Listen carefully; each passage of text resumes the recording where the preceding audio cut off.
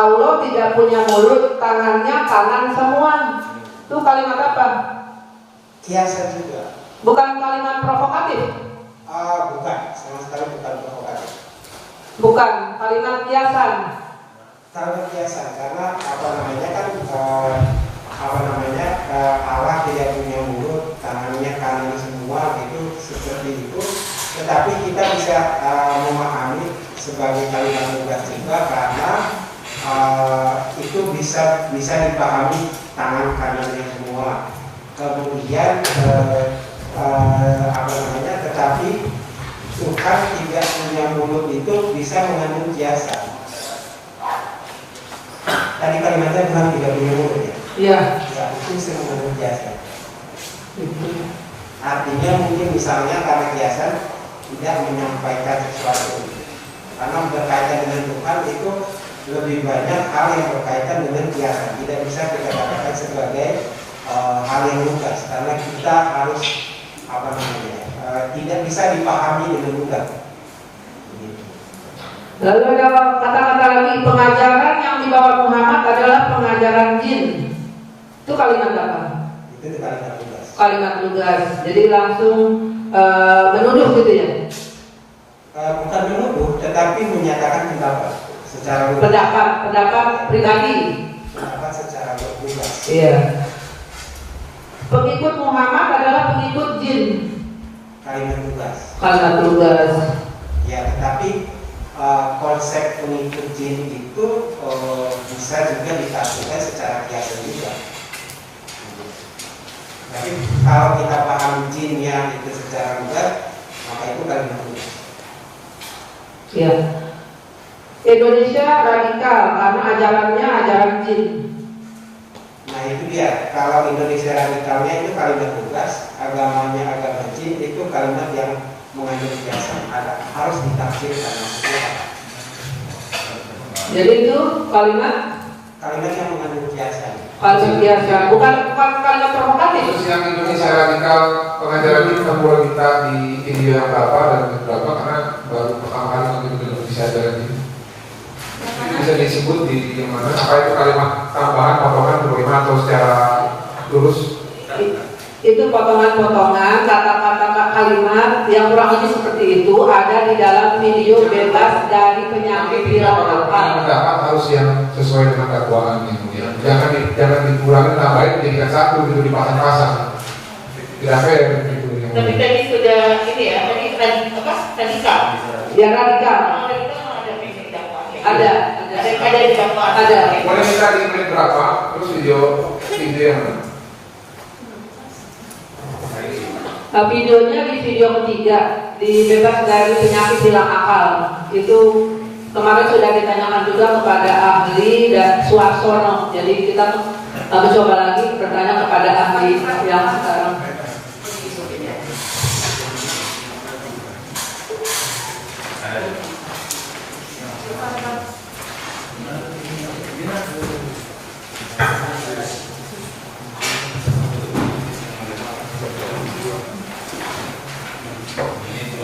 Di menit ke-22 10 sampai dengan menit 23.31. Videonya video ketiga bebas dari penyakit hilang akal.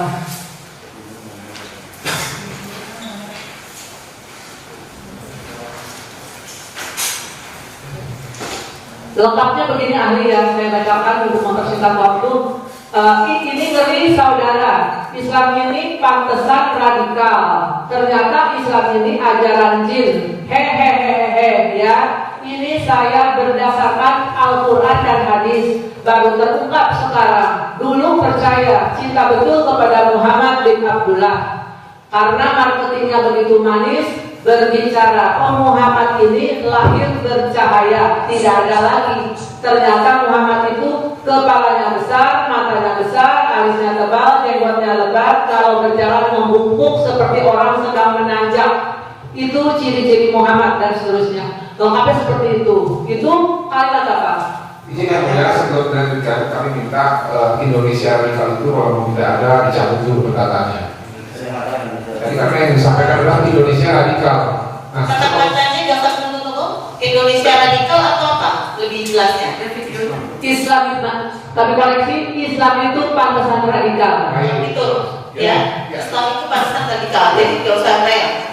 Tidak usah. Kalau tidak perlu ditanyakan. Ya, Ya, itu. memastikan ke Indonesia teroris. Oh ya, sudah. Lanjut. Yang lain. Tolong jelaskan itu. Kalau kalimatnya Indonesia pantasan radikal itu Bukan bukan. Islam.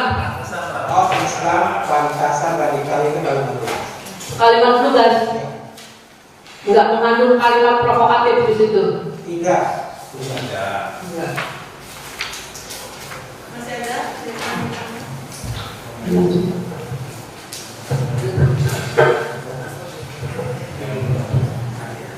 sementara kami cukup yang mulia.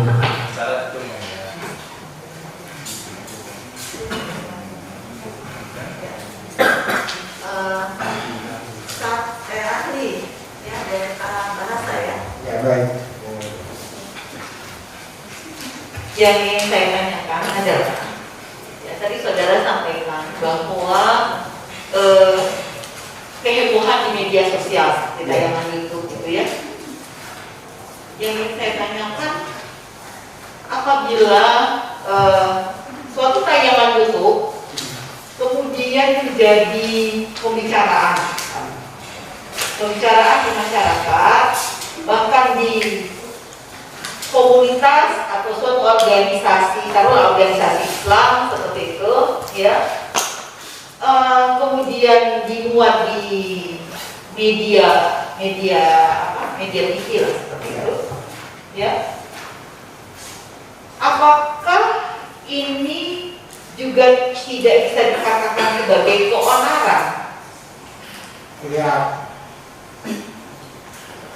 Mas, kalau itu hanya didiskusikan di televisi pun itu masih belum disebut keonaran. Tapi ini sudah ada pernyataan-pernyataan dari organisasi Islam, kemudian ada komunitas Islam yang protes lah seperti itu, ya, membuat suatu pernyataan, kemudian yang terakhir pengaduan atau laporan ke kepolisian. Apa itu juga tidak bisa dikatakan keonaran? Ya, itu kehebohan. Karena kata onar itu berkaitan dengan kerusuhan.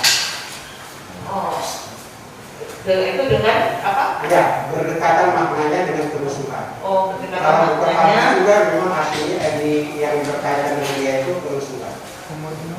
kerusuhan, ya. Ya, begitu ya. Kemudian tadi sudah disampaikan oleh jaksa penuntut umum ada kata-kata tadi ya, Islam ya diantaranya ya Islam itu radikal, kemudian tadi Islam membawa ke neraka diantaranya ya, kemudian juga Islam tidak membawa keselamatan, kemudian surganya Islam itu surganya anak-anak bukan beneran seperti itu ya. Yang ingin saya tanyakan, apakah kata-kata seperti itu pertegas lagi saya? Ini mempertegas lagi. Mengandung penistaan agama lain. Bisa mengandung penistaan karena tidak sesuai dengan apa yang dipahami oleh agama lain. Tetapi Jadi bisa itu jangan sebagai ya, penistaan. bisa disebut sebagai penistaan karena oleh agama lain dianggap tidak benar. Tidak benar. Nah, oleh kelompok Islam dianggap itu tidak benar. Kan, tapi karena dia menyampaikan kepercayaannya, maka atau pandangannya atau pendapatnya, maka itu lebih ke arah opininya. Kemudian saya beralih ke saksi yang satunya lagi. Saya ingin menanyakan apakah Al-Quran itu copy paste dari Al-Quran? Saya tidak berani mengatakan hal tersebut, tetapi hanya dari sisi sejarahnya, kesamaannya itu bukan kesamaannya, kemiripan itu banyak. Saya tidak berani mengatakan copy paste, tetapi itu sudah beredar banyak mengatakan itu. Tetapi dari sejarahnya 500-600 tahun kemudian setelah kekristenan baru muncul, dan banyak sekali kisah-kisah itu mirip semua. Tapi saya katakan ada pertanyaan, Isa di dalam Islam apa sama dengan Yesus? Bagi umat Islam adalah sama, tetapi bagi saya itu adalah salah data dan alamat, karena beda datanya dengan sumber awal kami semacam itu. Dan banyak sekali kisahnya karena dari sejarahnya Muhammad, maaf saya tidak masuk kepada anak itu ya, omnya atau siapa Rafi Nawal dan seterusnya, itu adalah Nasrani. Tetapi kami menemukan itu bukan Kristen aliran kami, itu adalah Nasor, yaitu adalah Kristen bidat kala itu, di mana Kristen bidat Nasrani itu adalah Kristen yang lahir abad ketiga. Kemudian yang pertanyaan saya selanjutnya adalah apakah di dalam agama Kristen itu mengakui Nabi Muhammad sebagai nabi terakhir? Tidak ada catatan di Alkitab.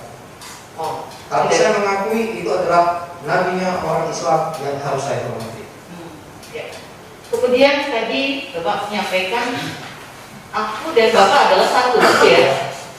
Aku dan Bapak adalah satu. Bapak ini di sini Yesus atau Isa juga? Kan kita menganggap Tritunggal. Ya. Artinya satu. Hanya seperti contohnya saya. 1 Tesalonika 5 ayat 23, roh, jiwa dan tubuh. Itu adalah analogi yang paling sederhana.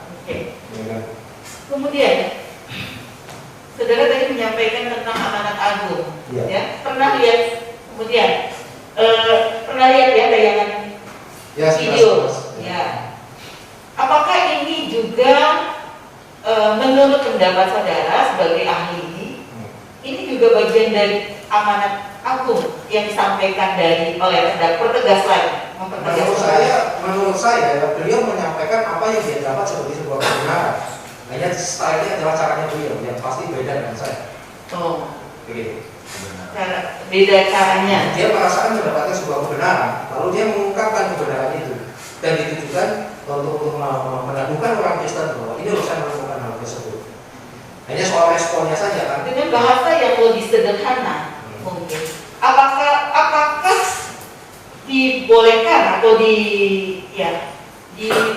secara etika apa boleh seorang yang sudah beragama Kristen lah gitu ya, mengomentari, tegas lagi mungkin dari beberapa pertanyaan tadi dari jaksa penuntut umum ya, bahasa lebih sederhana, mengomentari atau menafsirkan Al-Quran yang merupakan keyakinan dari agama Islam atau orang Muslim. Ya, itu sesuatu yang sulit untuk dijawab karena di dalam cerita-cerita Yesus ketika menyampaikan kebenaran dan sesuai berhadapan dengan orang Yahudi, kemudian Petrus dan seterusnya menghadapi dengan kitab-kitab yang lain yang bagi mereka adalah salah kaprah dan seterusnya, dia meluruskan dan sebagainya. Tetapi kalau misalkan dalam hal ini seperti yang Wallahi yang bagi kami adalah penghinaan dibandingkan kepada kami, tapi bagi dia adalah perbandingan agama. Perbandingan agama. Iya. Walaupun kemudian hasil analisa atau dari beberapa pendapat ahli menurut dari agama Islam itu tidak sesuai apa yang disampaikan oleh. Ya, itu selalu ada pro kontra yang mulia. Tetapi semua ini adalah dari sikap, disinilah kedewasaan kita. Sikapi dengan dewasa atau sikapi dengan marah, sikapi dengan ini sebagai ini terhina dan sebagainya. Semacam itu. Jadi ini soal sikap meresponkannya. Dan harusnya kalau kami mendapatkan serangan-serangan itu saya anggap sebagai sebuah ketidaktahuan, di mana kalau bisa kami jawab, kemudian saya perkuat iman dari jemaat dan lain sebagainya semacam itu. Bukan dengan marah-marah. Baik ya, ahli. Jadi ahli Ajat maupun ahli Ajat itu kalau kita hubungkan ketentuan 186 maupun 181 tentang satu hal gunanya untuk pemeriksaan perkara, bahkan bisa kita sandingkan terkait dengan barang bukti, begitu ya. Jadi dari koridornya dulu. Tadi ini untuk ahli teologis dulu ya, agama. Tadi saudara memberikan pendapat parameter kerukunan agama itu adalah kerusuhan, tidak adanya kerusuhan. Jadi parameter untuk kerukunan agama adalah tidak adanya kerusuhan, begitu ya parameternya. Pertanyaan jaksa tadi, begitu ya. Saya lupa ingat. Nah, ini catatan saya, Oke. ya begitu ya. Kalau bisa perlu bisa saya tunjukkan, Iya. ya. Tapi catatan saya parameter kerusuhan beragama adalah tidak adanya kerukunan beragama ya. Nah, ini saudara dapat dari Alkitab ayat berapa? Minta dipersingkat pertanyaannya. Saya perjelas ya, kalau saya persingkat biar pemahaman sama. Ya. Parameter kerukunan beragama, jawaban pendapat saudara adalah tidak adanya kerusuhan, cuma itu. Ya. Nah, ini kan ahli adalah seorang ahli teologis ya dari agama Kristen. Izin yang mulia, Bagaimana? itu tadi pendapat ahli bahasa. Ya. Saya bingung. Perasaan saya tadi. Ini bukan pendapat ahli bahasa, pendapat dari saya catat Bapak Heri, bentar ya, Bapak Heri Christian Sabar, betul? Mungkin saya mengatakan mengutip menyetujui apa yang disampaikan. Iya, pendeta Kristen Katolik ahli agama teologis. Catatan saya begini, saya pisah-pisah. Ini catatan saya, mungkin bisa maju ke depan sini Pak. Baik, langsung saja. Ya, ini juga mungkin bisa ini kita uji ya. Ini pendapatnya mana tuh? Jadi hilang saya. Oh, saya mulai paham. Ya, silakan.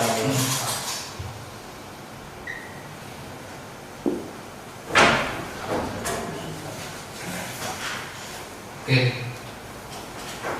Jadi untuk parameter kerukunan ini pertanyaan saya catat pertanyaan dari kerukunan ini. Pertanyaan saya tadi. Parameternya kerukunan beragama adalah tidak adanya kerusuhan. Pertanyaan sebelumnya juga ini untuk memahami ayat dalam Alkitab harus melihat ayat yang lain. Itu bagian ininya. Saya tanya dasarnya dari mana itu? Dasar dari Alkitab bisa disebutkan? Ya, dasarnya adalah kita bukan mengacau balaukan suasana dan juga Alkitabnya sebutkan dulu ayatnya. ya Apa boleh dibuka? Boleh dibuka.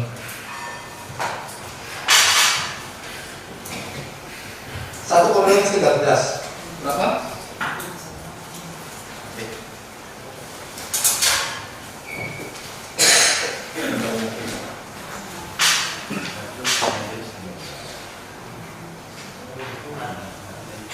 Alkitab ya, Alkitab dulu.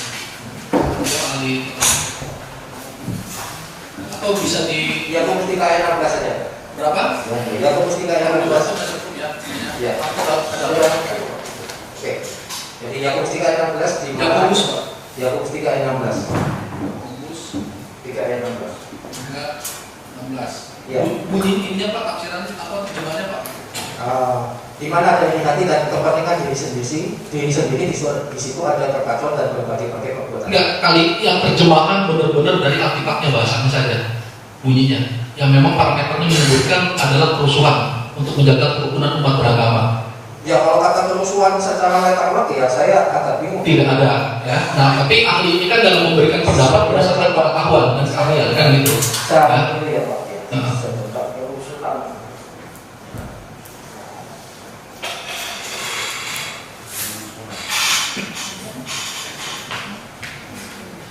Karena ini untuk membuat terang ya, terang perkaranya gitu ya, baik saksi, baik ahli adjat maupun ahli ahjat ya.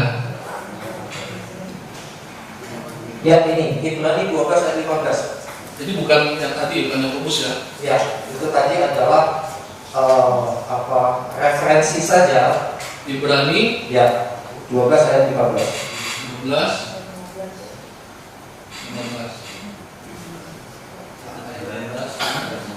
Ya. Bunyinya Pak? Jagalah supaya jangan ada seorang pun menjauhkan diri dari kasih karunia Allah, agar jangan tumbuh akar yang pahit, yang menimbulkan kerusuhan dan yang mencemarkan banyak orang. Dan mencemarkan banyak orang. Perkataan tersebut ditujukan kepada siapa? Kepada jemaat Ibrani. Kepada jemaat, Jemaat Ibrani. Ibrani ini kepada jemaat-jemaat perantauan. kepada jemaat-jemaat perantauan. Jadi untuk menjaga kerukunan, jangan sampai menimbulkan kerusuhan. Ya. Begitu. Tapi ada perintah perintahnya dulu ya. Ya. Ada perintahnya dulu di situ. Terus bisa disebutkan Pak ayat Alkitab tentang toleransi? Tentang toleransi? Ya, itu tadi hukum yang pertama dan utama, Pak. Kasihlah Tuhan Allahmu dan segenap hatimu, dan kepada hukum yang kedua yaitu mengasihi sesama manusia seperti dirimu sendiri. Bisa Roma ayat Roma, ini Roma ya, surat Roma ya, ayat 14.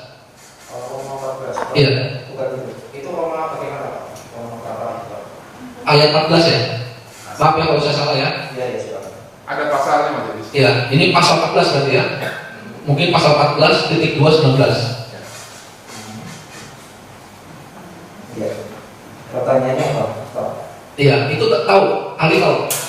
Ini saya tanya ayat apa Alkitab, ayat surat-surat Alkitab yang mengajarkan toleransi. Roma 14 ayat 2.19. 14-19. Sebab itu marilah kita mengejar apa yang mendatangkan damai sejahtera dan yang berguna untuk suatu orang. Itu betul? Betul. Betul ya. Terus kemudian Alkitab surat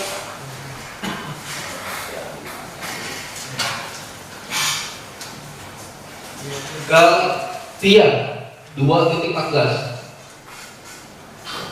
Galatia 2.14. Jangan sampai saya salah gitu. Makanya ada Tetapi kali kan. waktu kulihat bahwa kelakuan mereka itu tidak sesuai dengan kebenaran Injil, aku berkata kepada Kefas di hadapan mereka semua, jika engkau seorang Yahudi hidup secara kafir dan bukan secara Yahudi, bagaimanakah engkau dapat memaksa saudara-saudara tidak bersunat berhidup secara Yahudi? Betul itu? Kalau ayat Itu Galatia 2 ayat 14 bunyinya seperti itu. Betul ya. Terus kemudian 1 Korintus 13.5.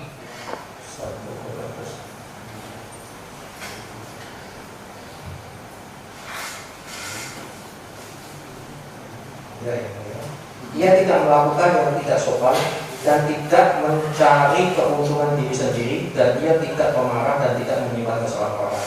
Baik ya. Itu bagian-bagian mungkin ya dari Alkitab yang mengajarkan toleransi. Karena kami pikir semua agama mengajarkan kebenaran dan untuk menjaga kebaikan terhadap sesama. Betul gitu ya.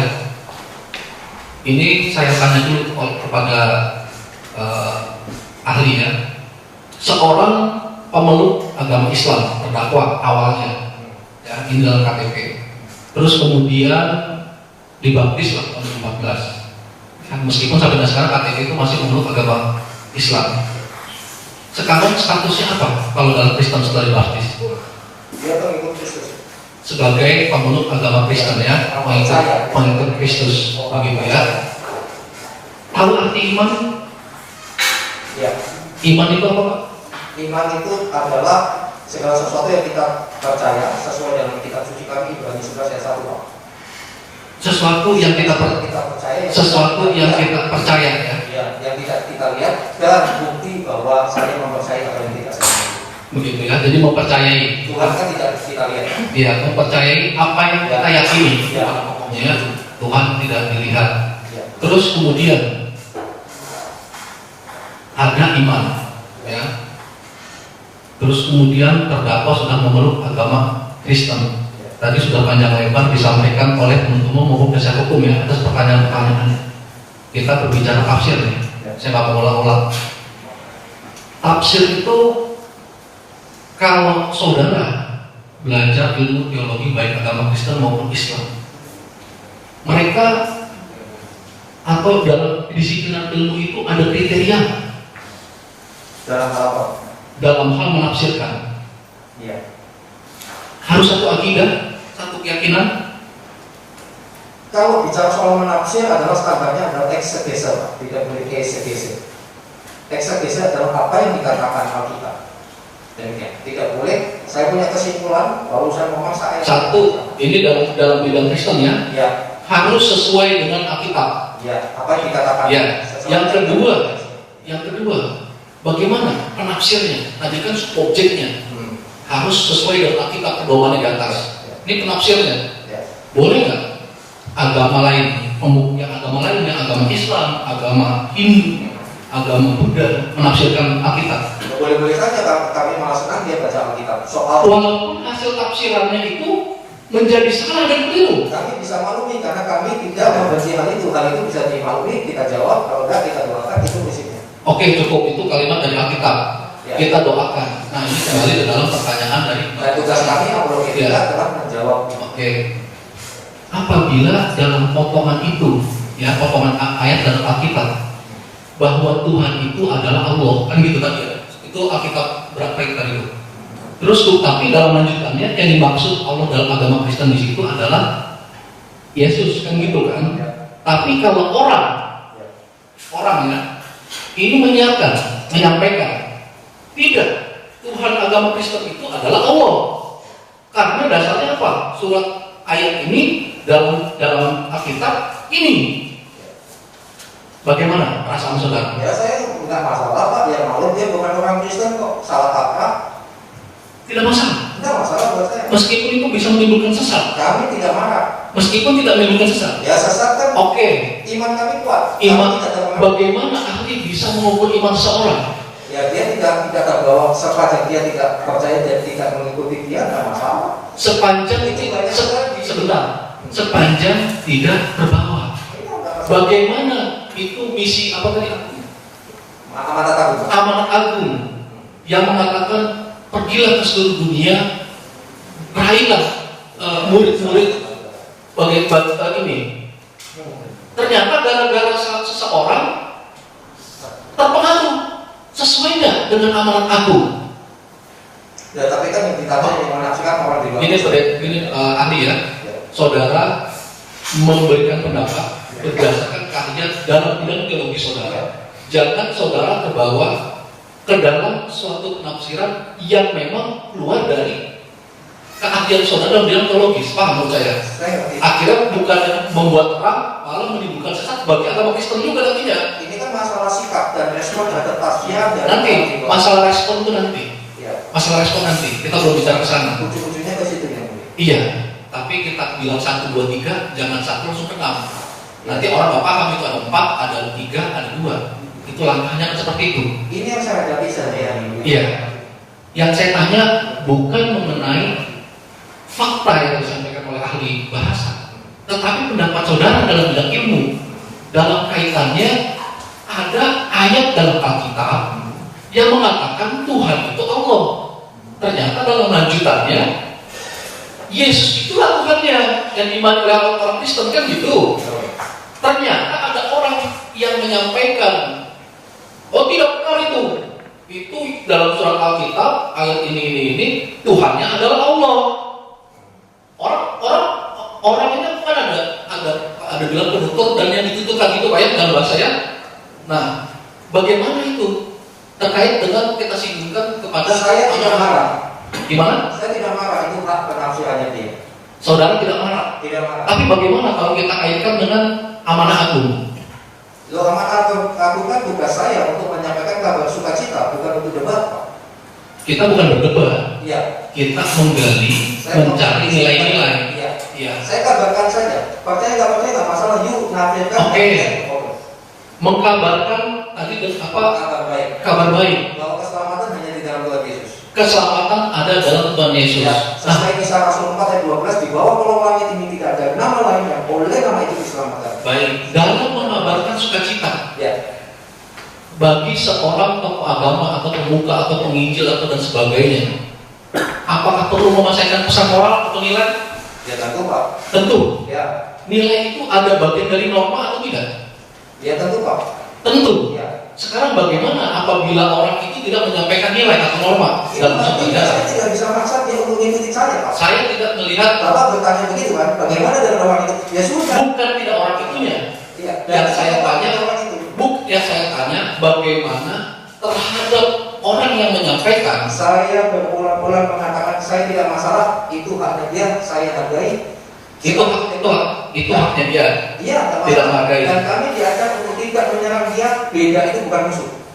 Saya bukan masalah apa merespon yang saya bilang memusuhi apa segala macam. Ini pertanyaan saya untuk menyampaikan sesuatu ajaran. Kan kita bicara nilai dan norma. Iya, nilai dan norma kan gitu. Bagi saudara ini kan seorang tokoh agama. Iya. Jadi kan harus mencerahkan. Betul. Betul. Tapi pertanyaan sama aja di situ. Jadi pertanyaan jawaban saya sama. Orang beda pendapat itu bukan musuh saya. Saya menghargai dia. Bagaimana salah? Pertanyaan saya juga ada salah. Gini ahli, pertanyaan saya bukan masalah beda pendapat. Iya, saya tahu. Pertanyaan saya masalah teks dan konteks yang tadi disampaikan oleh saudara. Saya sudah jawab. Sudah jawab. Bagaimana kalau dia salah?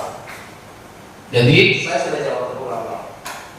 Jadi tetap saudara menyimpulkan tidak masalah dalam perspektif saudara. Tidak masalah karena ketidakmampuan orang itu kan tidak bisa saya Ya. paksa. Untuk Tetapi saya. dalam menyampaikan suatu ajaran Ya. tetap harus ada nilai dan normanya. Ya, betul. Saya merujuk dari awal tadi. Jika ada orang lain, selalu saya fokus di sebelah yang Begitu.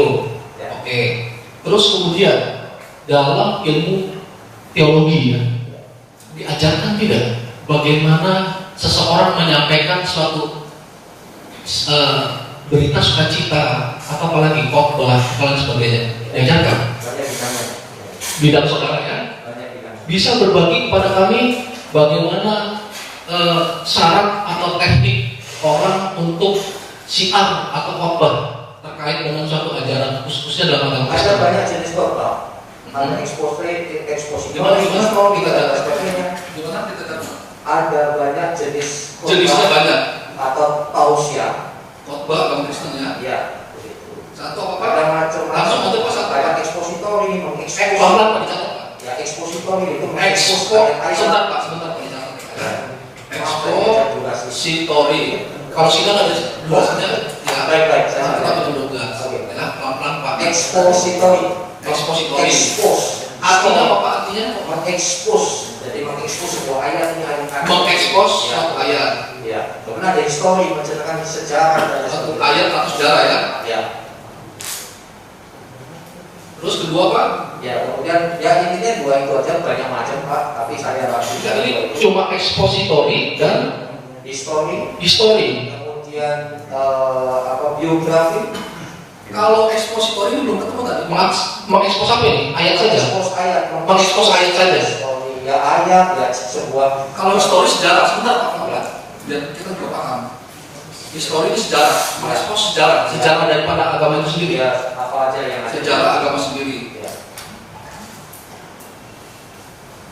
Terus kemudian Pak, apalagi tadi biografi itu apa? Biar kita menerapkan Pak antara fakta dengan Menceritakan fakta. sejarah sebuah tokoh. Sejarah tokoh. Ya. Ini tokoh agama. Apa saja yang bagi si khotbah itu mau ajarkan nilai-nilai di dalam situ. Ada lagi Pak? Saya rasa cukup itu aja. Cukup itu. Ya. Larangan dalam berkhotbah, dalam memberikan sukacita. Ada yang dikatakan ada, ya biasanya kan ada perintah, ada larangan. Gitu Pak ya. Ya larangannya ya jangan sesat aja. Larangannya Ya, apa yang tidak dikatakan Alkitab ya jangan katakan itu. oke, jangan sesat. Ya. Apa yang dikatakan Yang tidak yang dikatakan- tidak dikatakan Alkitab jangan disampaikan. Cuma ini saja. Ya saya rasa itu saja. Poin pentingnya mungkin ada tambahan lagi. Poin pentingnya adalah beritakan tentang Yesus. Beritakan tentang Yesus. Beritakan tentang firman Tuhan secara Beritakan globalnya. tentang Yesus. Beritakan tentang firman Tuhan. Apa? Firman Tuhan ya. Ya supaya lebih Ada lagi Pak? cukup Pak. Cukup. Oke. Sekarang dari 7 video ya, 7 video yang ada sekilas saudara sampaikan yang tadi sebagian besar sudah ditanyakan baik penasihat hukum maupun penuntut umum dari sama-sama dan juga yang mulia yang ke majelis ya. Terdakwa ada menyampaikan 2 nilai ajaran. Kalau nggak salah itu menyebut 2 ayat dalam Alkitab dan menyebut beberapa surat dalam Al-Quran, begitu ya. Kemudian dari arti ataupun terjemahannya yang disampaikan itu terpotong, begitu Pak ya. Apakah itu masuk dalam kategori ekspositori? Itu dari sisi potong terhadap Alkitab atau terhadap mana? Ya. Ini potongan Al-Quran saya bilang tadi. Oh, Tapi ada menyampaikan juga. Nanti kalau misalnya saudara bilang yang mana, nanti kita perintahkan 181 setel videonya. Oke. Karena itu kewajiban 181 itu biar lebih terang. Ya. Baik. Dalam ekspositori atau di dalam Alkitab penafsir itu bisa ayat per ayat. Kalau itu sebuah ayat itu berdiri sendiri maka bisa dijelaskan. Tadi saudara sampaikan betul pendapat saudara bahwa ayat dalam Alkitab itu tidak harus melihat ayat yang lain. Kita sandingkan dengan pendapat dari ahli Islam juga, ya, beragama Islam. Itu sama seperti saudara. Ya. Jadi mungkin kalau saya istilahkan dalam ilmu hukum itu teori sistemik. Ya. Satu subsistem itu terputus maka tidak akan berangkai sistem. Tapi tadi saya belum selesai ya. Jadi kita sebentar sampaikan dulu kepada saudara. Nah, bagaimana pendapat saudara itu? Ya, saya kepada bidang saya. Jadi ketika menafsirkan Alkitab atau mengkotakkan, itu tidak ada cara yang kaku. Saya tidak mengatakan kaku. Ada yang mengatakan satu ayat saja. Saya bisa khotbah 2 jam. Tapi ayat ini dikuatkan dengan berbagai ayat yang lain semacam itu. Nah, itu tematik. Ya, saya baru ingat lagi ada tema apa, terus ayatnya apa semacam itu. Tapi ada juga yang inilah pentingnya harus hati-hati. Sebuah ayat tidak bisa dia berdiri sendiri karena sambung dengan yang lain.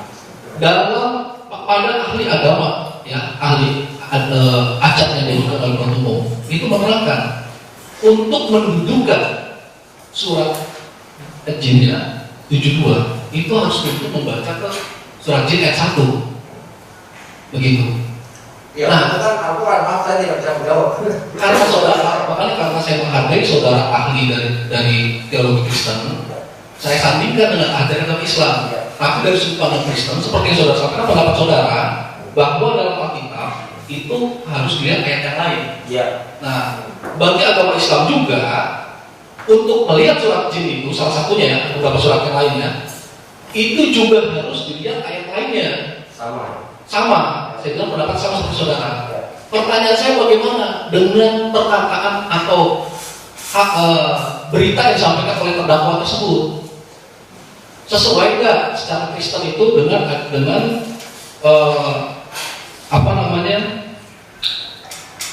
ekspositor itu? Ya, saya tidak terlalu detail apa yang dia katakan, tetapi saya beri saja. Saya rasa itu kan sebuah memenuhi syarat nggak dalam khotbah Kristen? Ya, dalam hal ini kan saya harus detail sekali dan dalam hal ini kalau detail bisa kita lihatkan 181 nggak apa-apa untuk mencari beberapa material. Ya, saya rasa kita gini yang mulia. Artinya dalam menyampaikan penyampaian ini adalah pendapatnya dia. Apakah dia hanya seperti atau apa? Ya itu adalah sebuah bukan nggak boleh berperika. Tadi sudah disampaikan sama ahli bahasa. Ahli meskipun disampaikan diminta oleh penasihat hukum, tapi dalam mendudukan selalu bersifat objektif. Itu kurang lebihnya narkonya ya. Nah, daripada berretorika, ahli bilang belum melihat, barang bukti kita acuh 181, ya bisa dilihat terdakwa maupun saksi. Juga berikut surat-surat dan sebagainya. Nah, jadi biar kita tonton pada bagian yang surat Jin, ya, biar didengar. Begitu, ya penasihat hukum ya, kita dasarkan 181 biar objektif. Mau acak maupun ada cat, saya sama mengingatkan seperti itu, ya. Karena kita tunjuk di ilmuwan, silakan yang ada kaitan surat Jin. Ya. Dan kita sampaikan itu.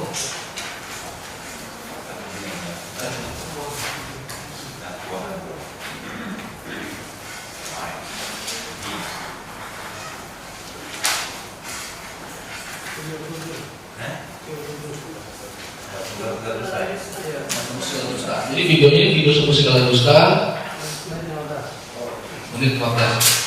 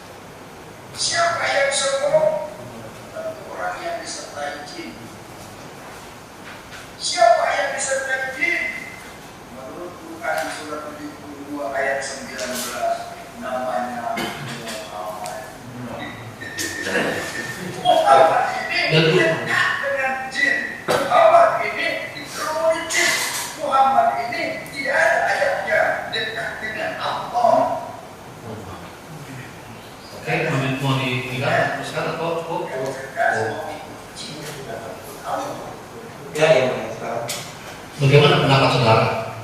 Ya saya rasa dia menyampaikan sesuatu yang tekstual saja. Tekstual. Ya. Kalau tekstual berarti sesuai dengan Apa yang tertulis saja. tertulis. Di tertulisnya itu tidak seperti itu maknanya. Ya saya rasa itu kan pendapat dari karena membaca itu kan. Ini kita bicara tafsir. Ya. Kita bicara tafsir. Saya rasa simpel saja. Saya tidak mau menafsirkan karena bukan karena saya. Pendapat ahli dalam bidang Ya. teologi yang saya tanya. Tadi kan sudah disebutkan jenis khutbah. Kan kita ikuti bagaimana ahli memberikan pendapat, kita ikuti, ya. Jadi tidak mudah gitu ya.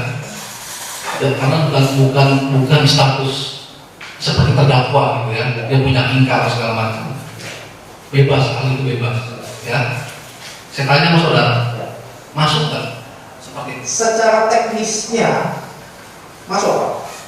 Secara teknisnya. Teknis itu bagaimana? Ya itu tadi kan dia mengatakan contoh ayat tadi mengatakan dan saya pernah baca bahwa ketika sedang sholat Itu ayat satunya, bukan 72. Ya saya rasa slip income ya biasa terjadi. Ada saja slip income, keselewat atau apa salah alamat dan seterusnya. Keseleo itu namanya apa? Kesalahan bukan? Sesuatu yang tidak disadari dan bukan sebagai sesuatu yang disengaja atau tidak sadar. Beda. Sesuatu yang tidak disadari. Ya.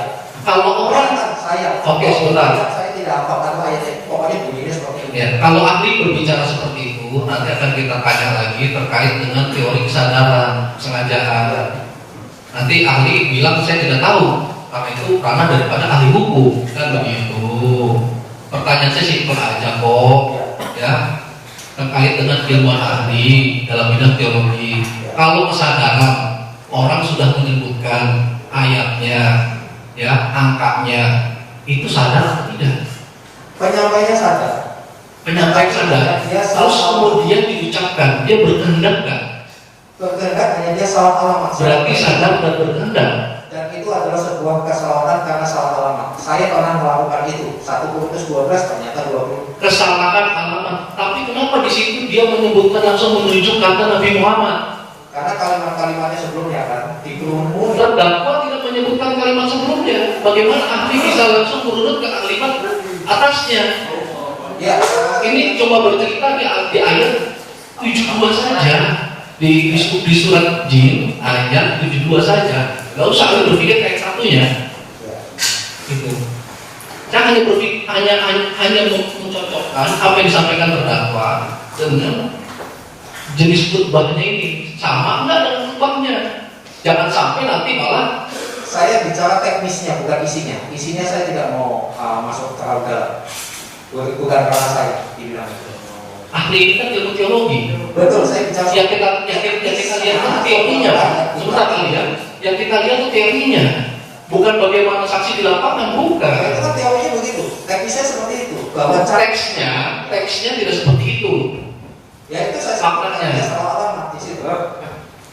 Maksud salah alamat itu gimana? Kayak mudabut, Pak. Yang 72 ternyata bukan kan? Berarti enggak, gini, bisa secara tegas. Kesalahan atau bukan? Saya bilang Jangan pakai istilah salah alamat, Pak. ya jelas kesalahan menyebutkan alamatnya. Dalam ilmu teologi ada itu yang menyimpulkan kesalahan dan menyebutkan alamatnya ada, Pak. Saya pernah Ya, tapi ada dalam saudara sekolah kuliah itu ada sesuatu sesuatu. yang jangan sampai terjadi. Pertanyaan saya cuma dari segi bahasanya, Pak. Ya. Ada nggak disebutkan kita dalam berbahasa Indonesia kesalahan dalam alamat dia pada disebutkan suatu Orang bahasa untuk ahli baru. Bukan. Ahli Ini teologi. pertanyaan saya terkait dengan ilmuwan dari yang bersangkutan. Dalam hal menyimpulkan kesalahan itu, beliau sampaikan kesalahan alamat. Nah, pertanyaan saya ada atau tidak dalam doktrin-doktrin atau ilmu-ilmu teologi yang beliau ini kuasai, yang kesimpulannya itu kesalahan dalam alamat. Karena kan dicatat jangan sampai nanti dalam putusan kesalahan alamat. Dalam ilmu Gitu. teologi tidak ada Pak. Tidak ada, jadi itu cukup kesalahan saja atau apa? Itu kesalahan pengucapan. Kalau bicara tadi. Oke, dicatat. Apa kita hargai? Soal ilmu teologi Sudah cukup. nggak ada. Ali, kalau misalnya Ali nanti menyampaikan sesuatu yang tidak ditanya, nanti akan panjang kita tanya lagi, Baik. ya. Jadi ada kesalahan pengucapan itu kita hargai, nggak apa-apa, ya. kesalahan pengucapan begitu. Terus kemudian ya, jadi dari ekspektasi itu bukan masuk ya dalam histori. Ini kita cocokkan. Apakah yang disampaikan sama terdakwa itu sudah menggambarkan sejarah tentang agama baik dari Islam maupun Kristen? Kalau dari Islam dari cerita ini saya tidak tahu. Tidak tahu. Ya. Saudara pernah belajar di Islam? Ya, tapi saya bukan expertnya di sini. Bukan. Saya menghargai itu. Ya. Pernah belajar Islam? Pernah kan kita tanya sama Ya. Pak ini ya, Pak Dasar Hukum ya, ada belajar. Terus kemudian, apakah saudara tahu Islam juga memberikan wahyu Allah itu kepada Nabi Muhammad untuk mempercayai agama dan ajaran-ajaran sebelumnya? Iya. Tahu? Tahu. Coba saya ini kan Anissa ya adil ya, tadi Alkitab, sekarang saya inginkan Al-Quran. Anissa 136.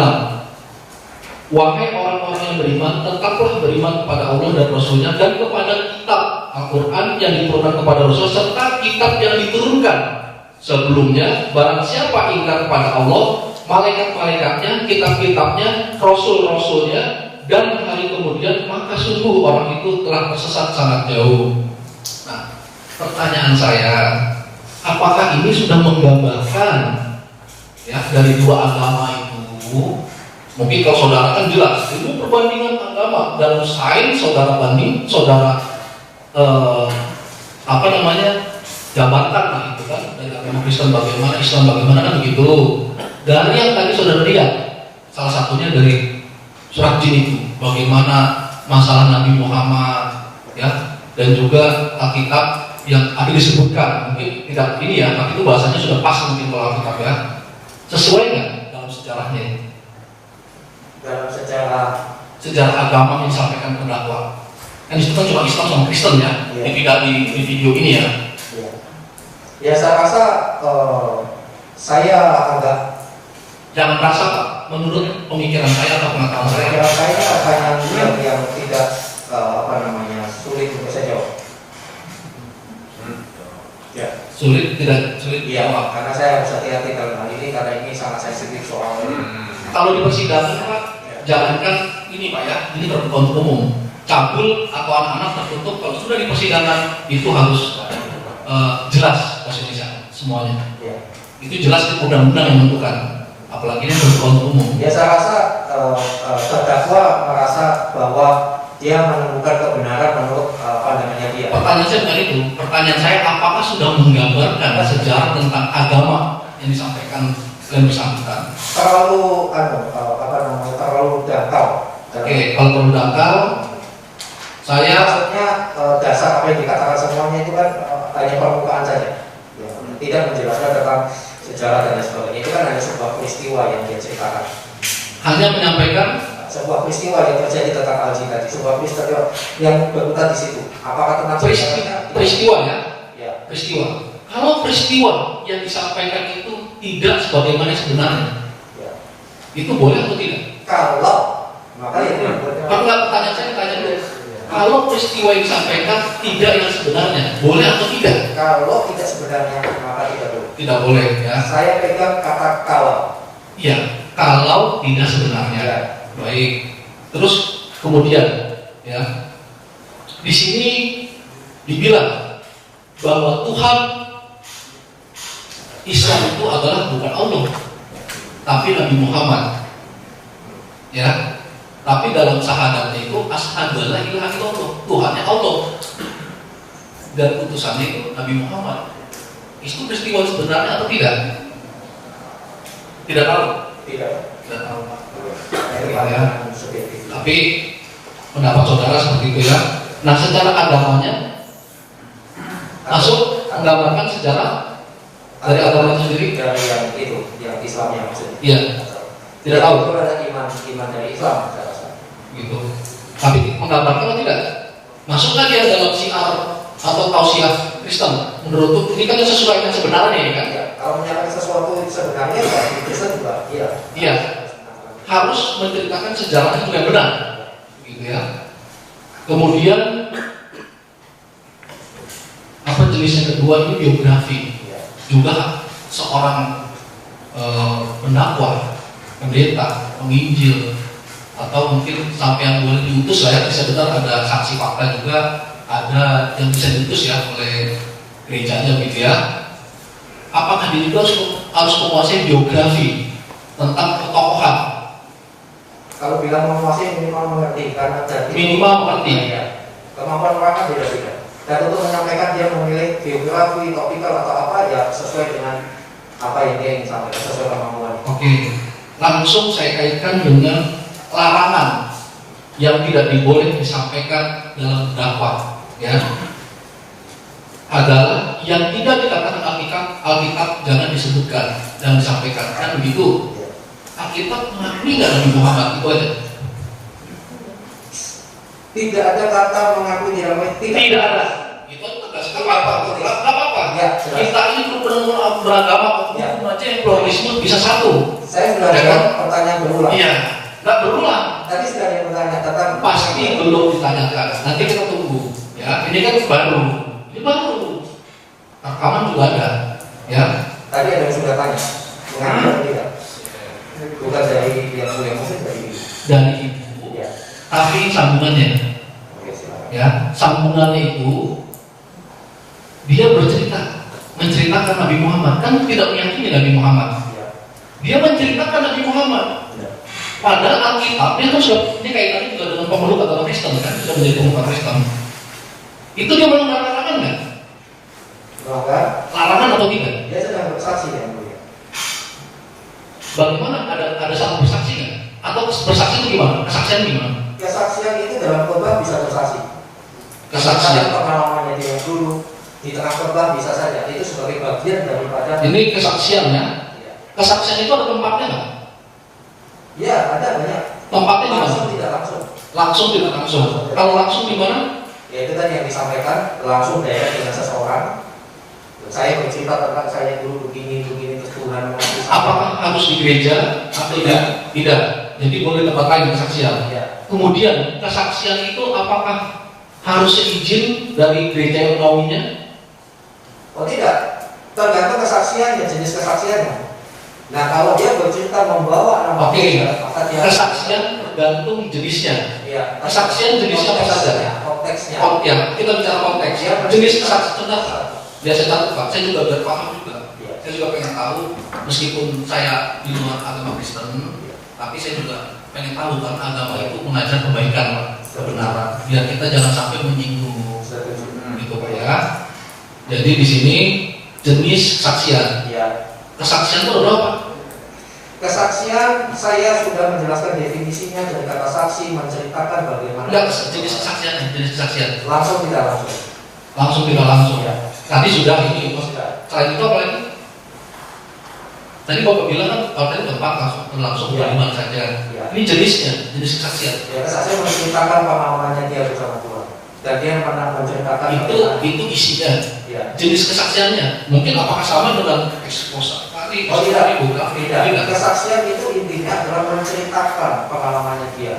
Menceritakan pengalaman Dan dia. kesaksian ini bisa Oke. langsung, tidak langsung, bisa langsung dengan Menceritakan pengalaman dia Nah, menjadi muhtadi itu bahasanya. Oh, tidak. Tidak apa? pengalaman poin menceritakan tentang kasih Tuhan Menceritakan Dia alami. tentang kasih Tuhan, yang dia alami. kasih Tuhan yang dialami. Nah, dalam menceritakan Oke, sebentar Pak. Sepakat ya bahwa agama Kristen kita dalam surat tadi apa aja tuh? Surat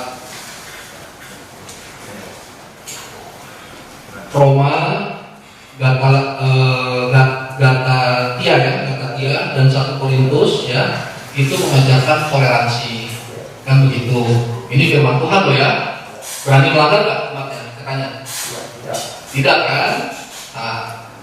Nah, ini ada umatnya, terus kemudian memberikan kesaksian, ya, memberikan kesaksian, tetapi yang isinya itu melanggar larangan daripada yang tadi saudara sampaikan. Kan mengimani di Alkitab itu Nabi Muhammad tidak ada kok, Ya. kan? Ini saya juga dulu pernah tugas di Somlaki di dekat kampungnya Bapak ini, Maluku Utara Barat di situ kerukunannya luar biasa Pak. Dan kita juga sering diundang tausiah ya dalam agama Kristen itu. Kami sana kita minoritas, ya. Jadi kita toleransi luar biasa di sana itu di Maluku Utara Barat gitu ya. Nah ini saya tanya sama saudara, itu sudah ada larangannya, sudah ada dasar hukumnya di dalam kita. Itu bagaimana pandangan Bapak? Beliau sedang menceritakan masa lalunya ketika Bukan masa lalu. Ini diceritakan ini tentang agama dan tokoh agama itu saya sampaikan tadi. agama lamanya Pak. Iya. Dan di mana dia sudah tinggalkan. Iya. Tapi ada tokoh agama yang nggak boleh disebutkan karena larangannya itu saya catat nih Pak barusannya. Disampaikan hanya ada dalam Alkitab saja. Yang kedua, larangan yang kedua. Itu bukan larangan loh Pak. Ini bahasa saudara.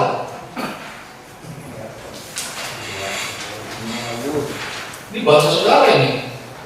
Larangan jangan sesat antara lain satu, apa yang tidak dikatakan Alkitab jangan disampaikan. Yang kedua, beritahukan tentang Yesus garing firman Tuhan. Betul kan? Ini catatan saya masih belum berubah ini. Iya.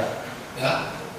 Tulisan tangan saya Ya, jangan lupa Pak, itu bersaksi adalah pengalaman hidupnya dia. Kan? Iya. Atau Kesaksian beliau, saudara bilang itu kan pengalaman hidupnya. yang lama. Ini ada dasar hukumnya nih. Ya. Dasar hukumnya ini dalam Alkitab tadi kita sebutkan ada 3 nih. Toleransi terhadap agama orang lain. Dan gitu. Terus kemudian apa yang disampaikan ini ternyata bukan tentang nama saya Muhammad Kaceh, saya berumur sekian, saya begini. Tapi disampaikan ini satu tentang 2 kitab suci dalam agama Kristen, agama Islam, ketokohan. Kalau di sini ketuhanannya Tuhan Yesusnya, dan di sini tokohnya ya Nabi Muhammad SAW dan Tuhannya Allah gitu. Nah pertanyaan saya itu dia sederhana sebenarnya Pak. Dia melanggar larangan itu enggak? Larangannya Bapak sampaikan tuh, larangan dari konteksnya nggak ada masalah di situ Pak. Enggak, saya bukan bicara konteks. Etika. Saya bukan bicara konteks. Ya, baca Alkitab sesuai teksnya. Saya bukan baca Alkitab Pak. Saya bukan baca Karena Alkitab. Bapak memaksakan saya untuk di Alkitab tadi kan Pak. Saya bukan memaksakan. Ya. Saya hanya meminta pendapat saudara. Ayat yang tadi itu 3, kita sepakati dulu. Itu mengajarkan toleransi atau tidak? Setuju. Kalau saya salah, kita salahkan nih sumbernya nih. Kan tadi udah sepakati kan? Ya. 3. Terus kemudian larangannya ini tadi sudah sebutkan. Isinya tadi yang disampaikan saya sampaikan tadi. Bukan tentang latar belakang beliau. Kembali lagi tentang bersaksi. Bersaksi itu bisa langsung dan tidak langsung caranya termasuk langsung dalam arti apakah tekstual atau tidak. Yang tidak tekstual tetapi mendukung untuk tidak tekstual. Karena tekstualnya harus disampaikan sesuai dengan Alkitab. ya, tetapi kan tidak letter lagi yang dimaksud itu. Bapak gimana sih tekstual letterlock lagi? Masalahnya Bapak memaksakan itu. Bukan memaksa Pak, saya hanya mencocokkan yang Bapak sampaikan. Atau mau menjawab apa-apa? Saya nggak mau menjawab. Oke, kita lewati. Nanti kita simpulkan. Baik ya. Terus kemudian kepada ahli bahasa Pak ya. Tadi Bapak sampaikan permasalahan pengertian daripada onar Pak ya. Bapak pernah baca tadi sampaikan peraturan pemerintah nomor 1 tahun 46 ya 46 Undang-Undang 146 penjelasannya Pak. Saya baca teksnya. Baca teksnya ya. Kalau pengertian onar di sana apa? Ya. Pengertian onar dalam penjelasan. Harus dibaca lagi. Silakan Pak. Kebetulan saya hanya download undang-undangnya, tidak mendownload penjelasannya. Bisa saya inikan. Silakan. Keonaran itu bukan hanya kegelisahan dan menggoncangkan hati penduduk yang tidak sedikit jumlahnya, tetapi lebih dari itu berupa kekacauan. Ya. Betul seperti itu dalam penjelasannya. Ya. Terus kemudian dalam pengertian kegelisahan itu sendiri dan maksud kesini saya itu perasaan gelisah, Ya. khawatir, Ya. kecemasan. Nah itu bagaimana? Ya itu tadi saya bilang. Keonaran yang persis yang Bapak baca itu jelaskan. Itu dibatasi sama undang, tapi kerusuhannya itu yang ditegaskan di dalam undang-undang dan tanda itu. Di sini bahasanya kekacauan. Iya, kekacauan. Sama nggak kekacauan dengan kerusuhan? Betul. Kekacauan dan kerusuhan. Sama atau tidak kekacauan dengan kerusuhan? Mirip maknanya, dekat maknanya. Dan mereka satu rumpun. Satu rumpun. Ya betul. Itu pendapat ahli ya, begitu. Ya. Nah, Terus kemudian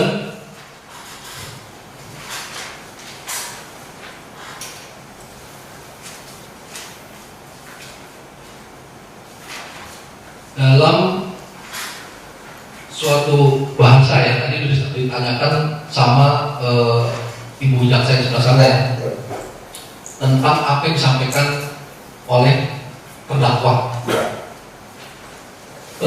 Saksi tahu itu ujaran itu apa? bicara itu pernyataan. Pernyataan yang berisi berdasarkan pengetahuan atau tidak, Pak? Ya berdasarkan pengetahuan. Ujaran itu secara umum Pak. Kata-kata yang keluar dari mulut seseorang itu disebut ujaran. Kata-kata yang keluar dari Mulut seseorang itu disebut ujaran. ujaran. Ya.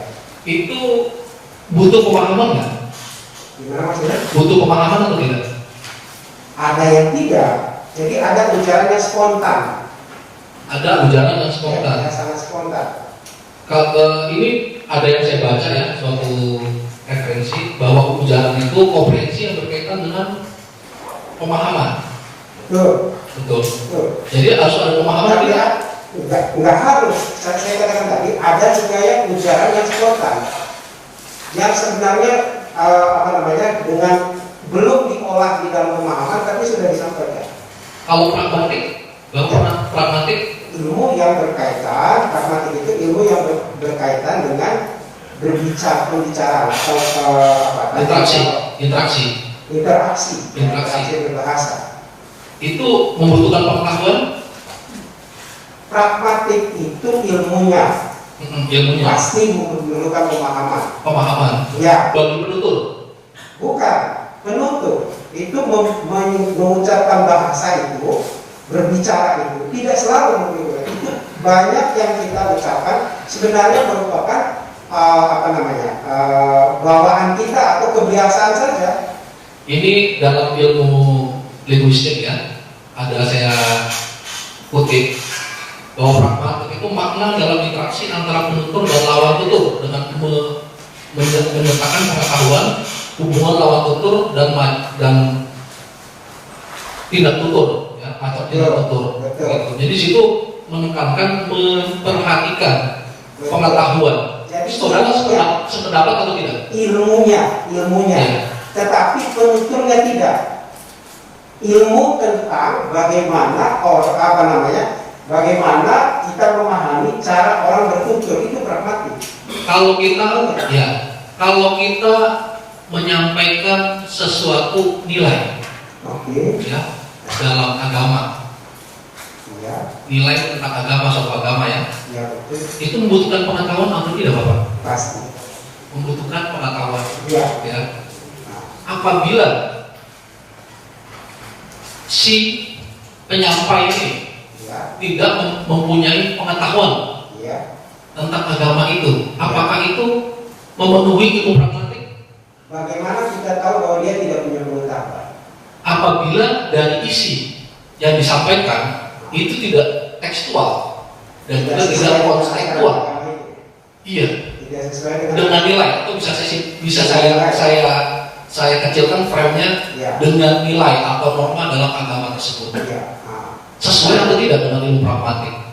Bukan jangan dikaitkan dengan itu. Oke. Pragmatik itu tidak bisa. Kalau tidak sesuai dengan ilmu pragmatik, lalu untuk mengukur bagaimana orang menyampaikan nilai ya, atas pengetahuan itu apa namanya? Biasanya nilai-nilai itu disampaikan dalam bentuk nasihat, dalam bentuk petua, itu mulai disampaikan. Tetapi kalau kita berbicara satu sama lain, itu berdasarkan kebiasaan-kebiasaan yang ada di dalam masyarakat ini. Saya ambil contoh, di daerah saya ada. Di mana ada Bapak mana? Saya dari Manggarai, Flores. Ada satu, Flores. ya, ada satu kelompok masyarakat yang memanggil ayah neneknya itu pasti dengan nama. Kenapa? Itu menunjukkan keakraban. Tapi ada kampung lain yang kami juga tidak tahu nama ayah kami dan nenek kami karena selalu dipanggil dengan nama anaknya. Misalnya bapaknya si Frans. Sampai dia meninggal, kami kaget. Oh, namanya ini karena baru saat itu baru ditulis namanya di kuburannya. Tapi ada satu kelompok yang dialek lain yang kalau menunjuk bertutur sehari-hari itu tidak memanggil nenek, kakek, tapi misalnya Frans, Simon atau siapa seperti itu. Ya udah, kalau memang itu seperti itu. Ya, itu kebiasaan di dalam masyarakat. Dari segi kebiasaan ahli. Ya, itu yang dipelajari di dalam pragmatik itu tadi.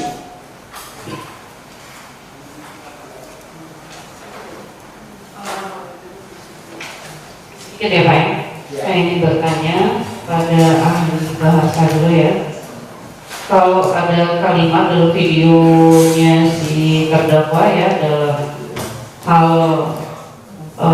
mengatakan bahwa Islam itu adalah politik untuk cari makan. Itu menurut saudara, apakah hal-hal itu ya yang kalimat tadi ya? Itu lugas, termasuk kalimat lugas Pak? Ya. Termasuk kalimat lugas?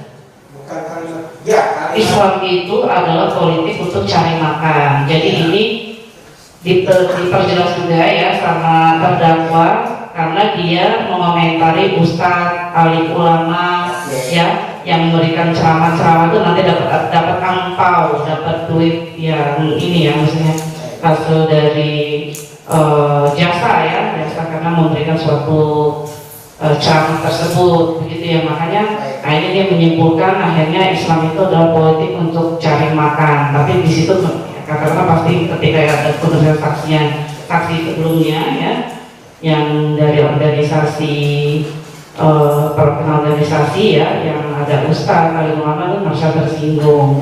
Menurut saudara itu apa kalimat tersebut ya yang ada pada video terdakwa tersebut apakah mengandung kalimat negatif yang arahnya bisa memprovokasi?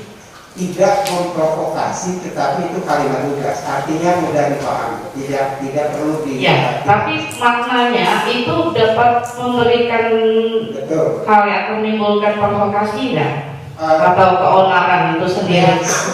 Ya, reaksinya bisa ya. Ya. Selanjutnya dikatakan juga oleh terdakwa ini Tuhannya orang Islam itu dongeng. Begitu, hanya dongeng ya ada kalimat di videonya. Jadi di situ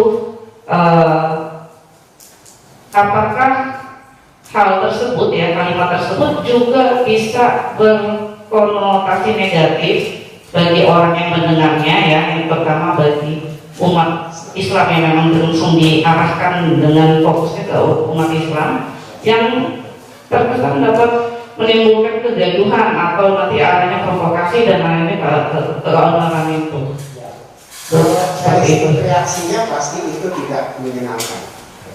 Tidak menyenangkan ya. Pasti karena tidak sesuai dengan pemahaman orang yang beragama Islam. Karena misalnya kita juga balikan dengan agama lain ya, misalnya dikatakan bahwa Tuhan agama lain misalnya Yesus itu kan ini kan misalnya kayak adalah dongeng, pasti kan juga agama Kristen juga tidak. Ada juga mungkin yang menimbulkan reaksi yang memang tidak juga yang bisa ada yang rela ya, ada yang rela, tapi mungkin juga ada yang tidak bisa diam ya mendengar hal tersebut dengan hal yang mana keberatan seperti itu ya. Selanjutnya saya ingin bertanya kepada ahli agama Kristen ya Pak ya. Ini hanya sedikit mempertegas sih kata.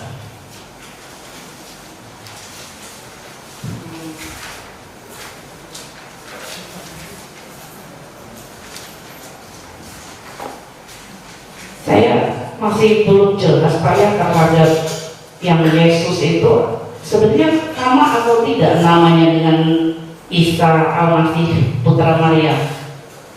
Sama atau tidak? Ya, maksudnya gini, itu nama lainnya atau memang sebenarnya itu satu orang dan itu nama lainnya adalah Isa Al-Masih gitu. Ya, kalau Putra Maria. Ya, kalau Kristen Arab ada yang mengatakan Isa ada Yesua Al-Masih, seperti itu. Itu hanya serapan bahasa. Hanya serapan bahasa dalam hal itu nama lain dari Yesus itu sendiri. Iya. Kenapa di umat Kristen tidak memfokuskan dengan hanya langsung menyebutkan Yesus dengan menyamaratakan begitu Pak? Ya karena Tuhan kami kontekstual dan sesuai dengan lidah masing-masing beda-beda. Dan itu Gitu. Jadi Al-Masih Isa itu juga sama dengan Yesus ya Pak ya? Isa Al-Masih yang konsepnya siapa? Kalau dari Islam, tentu di pandangan saya adalah umat Islam menganggap bahwa itu yang dimaksud adalah Yesus kami, cuma tidak mengakui sebagai Tuhan. Ya, hanya Nabi ya kalau dalam umat Islam ya. Kami mengatakan bahwa Isa yang dimaksud umat Islam yang dimaksud adalah Yesus juga. Hanya saya selalu mengatakan data dan faktanya beda dengan kami. Kalau Yesus sendiri pernah menjadi Nabi Pak? Apa itu? Yesus pernah menjadi Nabi? Apa ketika Yesus menjadi Nabi namanya menjadi Isa Al-Masih? Umat Kristen tidak pernah mengatakan Yesus itu Nabi. Tidak pernah menjadi Nabi ya. Dan itu memang Tuhan ya bagi umat Kristen ya Pak ya. Tadi saya sempat mendengar ya mungkin dari penasihat hukum, makanya saya tanyakan kembali bahwasanya mengatakan bahwa Al-Masih Isa itu seorang terkemuka ya, atau Yesus seorang terkemuka di dunia dan di akhirat. Itu di Injil ayat berapa atau surat apa gitu? Apa? Kalau ya kalimat itu kan kalimat di Al-Quran ya. Itu di Al-Quran, tapi kalau di Kristen memang tidak ada ya Pak? Tidak ada kalimat itu. Tetapi mungkin similiarnya ada. Miliarnya ada. Tapi kalau eksplisit yang bahwasanya seorang terkemuka dunia dan akhir dan termasuk orang yang didekatkan kepada Allah ini bahasa yang ada dalam kitab suci Al-Quran ya begitu ya? Itu bahasa tekstualnya. Tekstual. Iya. Berapa ada pertanyaan? Sebelum terdakwa yang mulia boleh kita tanyakan semua? Boleh. Baik. Saudara ahli teologi, apakah ahli ketika kuliah apa itu mengambil S1, S2, doktoral pernah mempelajari kalau di dalam saudara kita umat muslim disebut basmalah, tapi kalau di Alkitab Esra perjanjian lama yaitu ribuan tahun sebelum kekristenan sudah ada kalimat Bismillahirrahmanirrahim ya. Ada di Suriah, ada di Palestina, ada di Mesir, Kristen Koptik dan sebagainya. Pernah mempelajari itu? Pernah mempelajari. Karena kan seringkali kata basmalah atau Bismillah ini kan diklaim sebagai bahasanya mohon maaf umat muslim. Ternyata kan di kitab Esra dan Daniel, bahkan di prasasti bisa dibuka di Google itu, di Suriah yang saya sebut tadi juga di Kristen Koptik di Mesir itu sudah ditemukan ribuan tahun sebelum ada kekristenan. Dan kekristenan sekarang sudah 2021 tahun. Terima kasih kok. Kalau muslim kan 1444 Hijriah kalau yang saya pahami ya, gitu ya. Jadi yang saya tanyakan itu pernah tidak mempelajari itu? Kata Bismillah itu. Iya, itu kan Kalau di Indonesia masih dipakai nggak? Mungkin tidak disebut Bismillah, tapi dalam nama Allah atau biasanya kami atau dengan menyebut Allah ya. itu versinya beda-beda tapi esensinya sama. Tapi di gereja di Indonesia masih dipakai ya, tapi dalam konteks bahasa Indonesia. Terutama dalam bahasa Koptik ya, dalam gereja Koptik Pak. Baik, terima kasih. Ada satu tanya. Satu. Iya. Ada ahli agama tadi ngomong. Tadi penginjil itu kan mewartakan Injil gitu ya Pak ahli agama. Iya. Betul ya. Terus dalam video ke-6 terdakwa menyatakan dia sebagai evangelis, berarti dia sebagai pewarta Injil gitu. Iya. Nah, yang saya tanya dalam video itu full 6 itu dia tidak membahas satupun ayat Injil, tapi membahasnya Muhammad yang tadi semua itu. Itu masih bisa dibilang dia itu dia evangelis di video itu. Menurut pemahaman ahli. Ya sudah saya katakan tadi, evangelium, kabar baik. Jadi bagi dia merasa menemukan kebenaran dan ini sebuah kabar baik bagi dia. Untuk mewartakan firman Tuhan, Bos. Ini loh ya, ternyata yang saya temukan ini suatu kabar yang baik. Iya, maksud saya tadi menyambung tadi untuk mewartakan firman Tuhan. Iya, dan itu adalah sebuah kesaksian. Iya. Bagian daripada Pertanyaan saya, ketika dia bilang dia evangelis di video khusus itu, tapi tidak ada satupun dia membahas agama Kristen, tapi dia membahas agama Islam, masih bisa nggak dia dibilang sebagai evangelis? evangelis kalau kan di Alkitab sudah ada. Oh, Rasul Paulus Yesus menceritakan masa lalunya dia. Oke. Terus saya mempercayai iman yang tidak saya pernah lihat kan itu dari ahlinya. Ya. Tuhan itu tidak kelihatan kan gitu. Ya. Betul ya? Nah, terdakwa dalam videonya mengatakan, mana nih Allah? Kok tidak kelihatan? Suruh keluar nih demo corona. Nah, menurut ahli apa secara teologis? Itu pandangannya dia.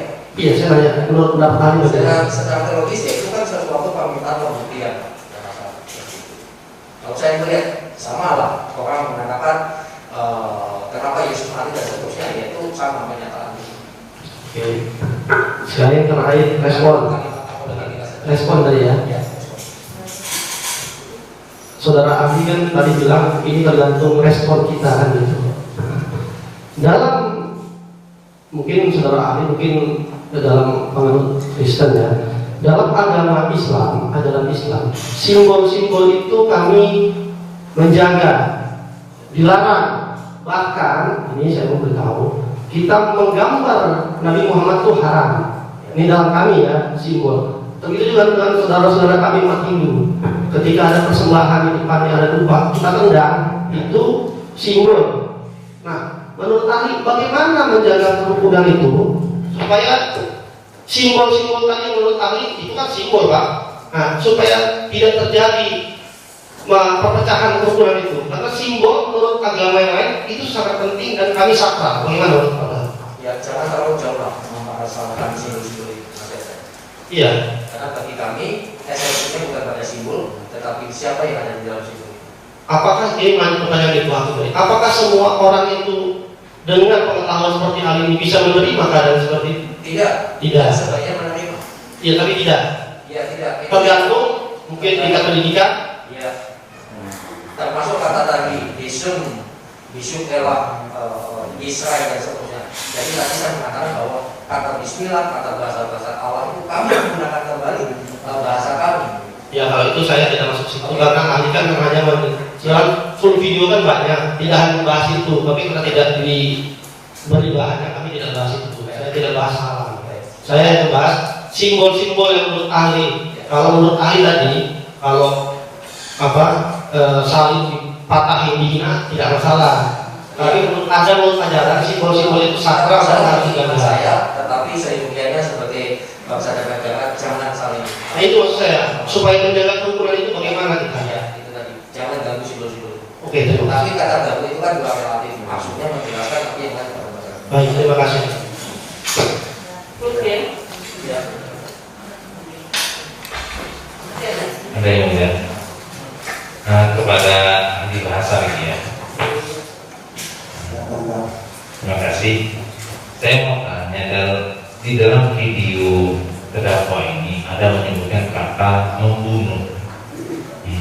Dalam bahasa apa arti membunuh? Kalimat-kalimat seperti apa? Kalau membunuh itu membuat seseorang makhluk hidup itu mati, itu membunuh. Kemudian kalau kiasannya artinya menghentikan misalnya rezeki, niat, cinta, apa-apa dari orang. Oke, itu kata arti membunuh ya. Ya. Makna membunuh. Kalau dengan kata perang, perangilah dengan membunuh sama tidak maknanya? Tidak. Kalau perang itu ada pertentangan, persaingan atau perseteruan antara satu kelompok dan kelompok yang lain. Bahwa dalam perang ada membunuh itu terjadi.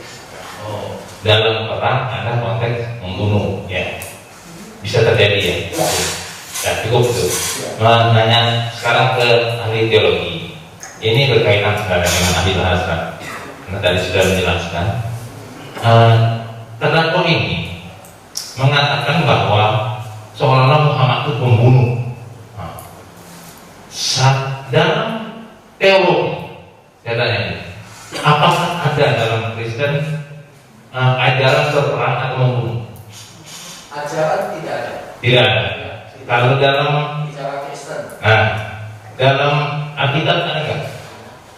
Ya, Alkitab ada, itu perjanjian lama. Di perjanjian lama. Tapi itu diyakini sebagai Alkitab. Kenapa? Contoh seperti misalnya di Ulangan 20 sampai 13, ya kan? Samuel 15 sampai 3, ya kan? Itu berkata bunuhan, ya kan? Ya.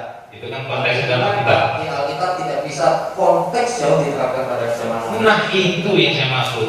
Jadi tidak boleh saya menyatakan bahwa ini Samuel 13 ini membunuh, langsung saya tafsirkan seenak saya sendiri kan? Harus melihat dengan ayat-ayatnya. Begitu ya? Ya. Perang juga berbeda. Ada kan? Ya. Dalam Alkitab ada ayat mengenai perang, benar nggak? Tidak ada. Itu Tidak ada. konteks lama di mana di dalam Lukas 16 adalah bahwa perjanjian lama itu berhenti sampai pada zaman Yohanes. Jadi hukumnya sekarang adalah hukum Yesus yang membenahi semuanya. Jadi tidak. Oke, itu perjanjian lama. Ya. Perjanjian lama itu diakui tidak dalam Alkitab? Diakui, Pak. Diakui Tapi masih. jangan lupa, konsep perjanjian lama itu adalah seperti dalam Ibrani Yesus. Semua itu adalah bayangan yang akan sekarang. Tapi diakui kan? Itu dalam Diakui, Pak. Alkitab ya? Tetapi ingat, tidak secara letterlek untuk diterapkan. Tidak secara tapi Nilai-nilainya saja. oke, saya menangkap seperti ini. Alkitab itu baik perjanjian lama dan perjanjian baru, begitu kan? Itu kan benar kan? Cukup itu aja. Ya, baik. Kalau ada satu lagi, ini pertanyaan aja sebelum ditulis orang. Apakah ahli ini orang Indonesia? Asli, Pak. Asli. Dan terbenar. Dari KTP-nya ya? KTP dan wajah saya. Termasuk ahli bahasa juga? Boleh tidak ahli itu berbahasa di luar bahasa Indonesia?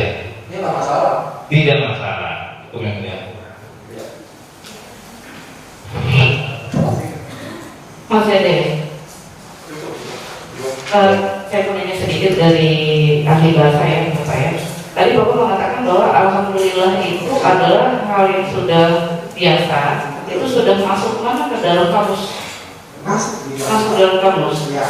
Jadi maksud saya begini, kalaupun tidak ditulis di dalam kamus, itu tapi sehari-hari semua orang Indonesia menggunakan itu. Semua orang Indonesia termasuk dengan suku apapun, agama apapun. Dipahami Bu, apa? Gimana? Maksudnya saya dipahami, dimengerti artinya kata itu. Iya, tapi biasanya yang mengucapkan itu dengan kepercayaan umat Muslim ya, umat Islam, atau memang orang Hindu pun ngomong alhamdulillah. Bisa. Dengan meyakini alhamdulillah itu kan ada puji syukur. Bukan meyakininya, tetapi karena makna kata itu diketahui, maka dipakai. Saya misalnya Karena mengetahui makna katanya dari kontekstualnya itu, artinya puji, iya, segala puji iya, bagi Allah, iya, betul. kalimat bersyukur.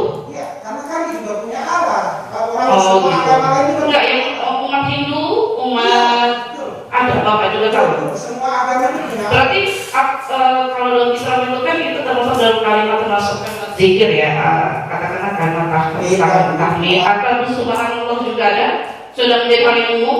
Beda.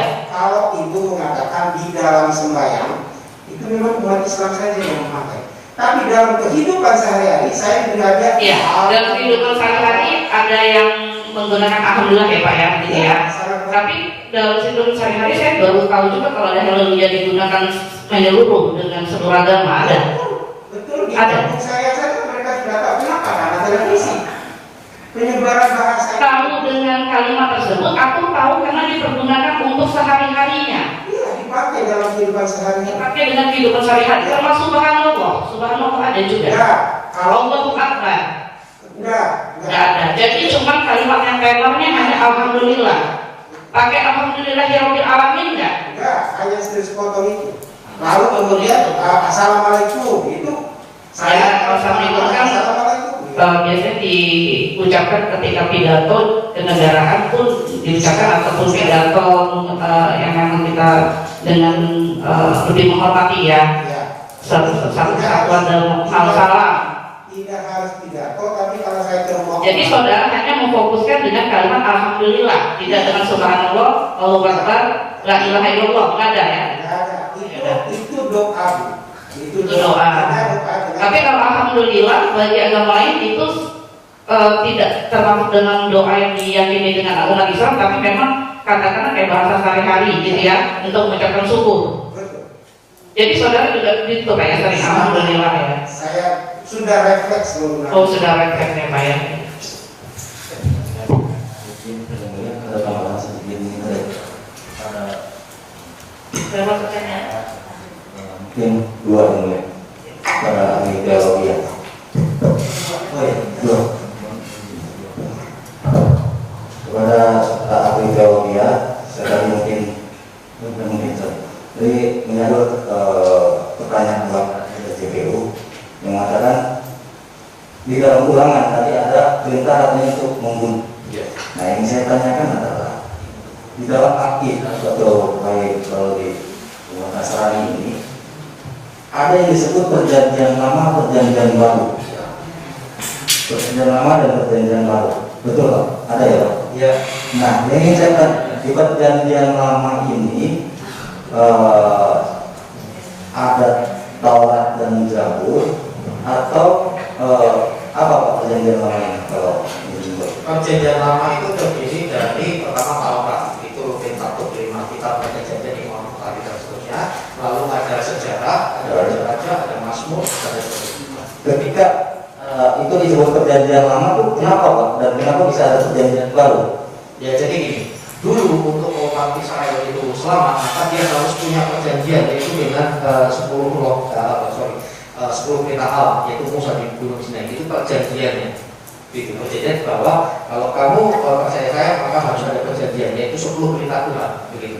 Dan akhirnya melakukan buku-buku bagaimana kalau supaya orang selamat itu harus berkorban, kalau salahnya harus pakai begini, kalau yang miskin harus pakai merpati dan seterusnya. Tetapi ini semua adalah gambaran nubuatan tentang korban Yesus yang sempurna nantinya. Baik. Kayak gitu.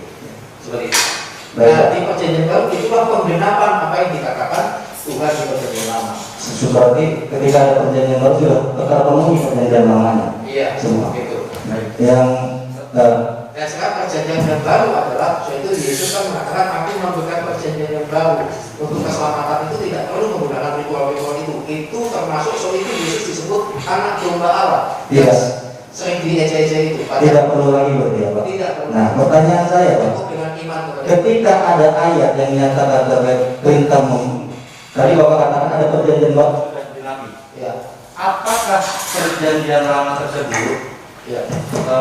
itu hanya sebagai pengingat bahwa Tuhan ada atau dapat dilakukan kembali? Hanya sebagai pengingat karena perjanjian Tuhan dengan umatnya, atau hal tersebut bisa diaplikasikan di zaman sekarang ini. Kalau saya selalu mengatakan konteks perjanjian lama waktu itu adalah ikatan Tuhan dengan bangsa Israel. Baik. Dan konsep perang waktu itu adalah Israel dengan sekitarnya dan seterusnya hanya untuk bangsa Israel. Tapi nilai-nilai universalnya itu masih bisa kita pakai, misalkan mengasihi sesama, jangan menggeser tapal batas dan seterusnya, itu masih bisa dipakai. Tetapi ingat bahwa perjanjian lama yang untuk orang Israel sekarang ada perjanjian baru di dalam Yesus, maka keselamatan itu misinya bukan hanya untuk Israel tapi seluruh dunia melalui Yesus. Baik. Tadi juga saudara Ahli sempat menyampaikan bahwa Injil itu adalah agama kasih. Agama kasih. Nah, ketika agama kasih ini, karena ada kan perjanjian lama tadi yang sempat disinggung bahwa ada peperangan tersebut. Berarti ketika sudah ada perjanjian baru, peperangan itu sudah tidak ada lagi dan itu tidak akan dipakai lagi. Bahkan dari konteks yang memerangi atau perang. Itu tidak bisa dipakai lagi, Pak. Karena sudah ada perjanjian baru. Konteksnya sudah beda. Iya. Sudah memberikan hukum kasih. Maksudnya berarti tugasnya hanya tinggal mengasihi dan mengasihi. Mengasihi dan menjelaskan apa yang Tuhan katakan. Baik. Nah, itu tidak ada, kami perang demi agama tidak ada. sudah tidak ada pengajaran tersebut lagi. Nah, kalau bagaimana di Amerika perang dan lain sebagainya, nah, itu kan negara, bukan agama. Iya, maksudnya berarti di perjanjian baru tersebut sudah tidak diterapkan atau tidak digunakan lagi. Kan tidak ada gigi tidak ada lagi. Iya, karena tadi saudara yang sampaikan karena ada pembatasnya, ada perjanjian lama, ada perjanjian baru. Biar clear nih Pak, biar pemahaman kali lebih bersama. Baik, satu lagi saudara yang kedua terkait evangelis terkait evangelis dan penginjil. Ada juga di luar sana yang dari penonton itu mengaku evangelis dan mereka sama menyampaikan kesaksian dari pengalaman sebelumnya. Evangelis dan penginjil itu sama, kan beratap dari kata kabar baik. Injil itu adalah kabar baik. Menyampaikan kabar baik. Ketika pengalaman pribadinya yang lama disampaikan dan dia mengamuk itu kabar baik dan mungkin disalurkan atau dengan Alkitab ataupun pemahaman yang baru, itu di pemahaman Kristen apakah diizinkan Pak? Itu bagian daripada kabar baik bahwa saya melakukan ini ternyata ayat ini mendukung dan sebagainya. Nah, tujuan ini evangelis ini kan kata Bapak tadi untuk menguatkan ya Pak. Menguatkan dalam segi apa Bapak boleh kami tahu? Keimanan. Dia kebetulan Yesus yang menemukan kebenaran di dalam banyak faktornya Pak. Oh gitu Pak. Baik. Terima kasih Ali. Terima kasih. Saya mau mempertajam tadi sedikit mengenai pertanyaan JPU dan yang disambungkan dengan rekan saya ya ahli arkeologi. Ada pola pikir dari orang yang tidak memahami Kristen bahwa perjanjian baru dan perjanjian lama itu sama-sama perintah. Nah, yang saya mau tanya secara struktur pemahaman, benar nggak Bible itu perjanjian lama dan perjanjian baru itu dibuat secara sistematika seperti ini? Histori, sejarah, nubuatan, profesi, penggenapan, fulfillment, dan juga perintah, koma. Nah, yang saya mau tanya, perjanjian lama seperti yang disebut tadi oleh JPU ya 1 Samuel ayat 3 kalau nggak salah ya, untuk membantai seluruh bangsa-bangsa Amalek ya. Itu masuk dalam konteks apa? Perintah atau sejarah? Sejarah masa lalu. Sejarah ya. Dan jangan digunakan masa sekarang. Tidak bisa digunakan ya. Karena ini sejarah. Ya. Jangan paksakan untuk artinya adalah perintah sama sekali. Baik, saya mau tanya tegaskan sekali lagi. Berarti yang diperintahkan itu di mana?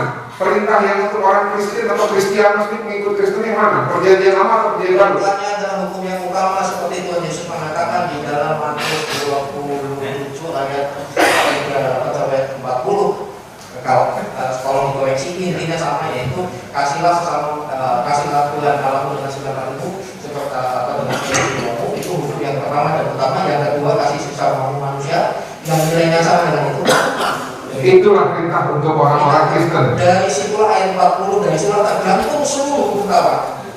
Baik. Perjanjian lama berarti hanya sejarah dan nubuatan. Ya, itu adalah gambaran dari penggenapan Tuhan Yesus. So itu saya sebutkan progressive longitudinal program. Baik. Terima kasih yang mulia. Satu aja Mas, karena saya kepemimpinan satu. Tadi saya juga satu Mas. Ini kepada ahli bahasa tadi.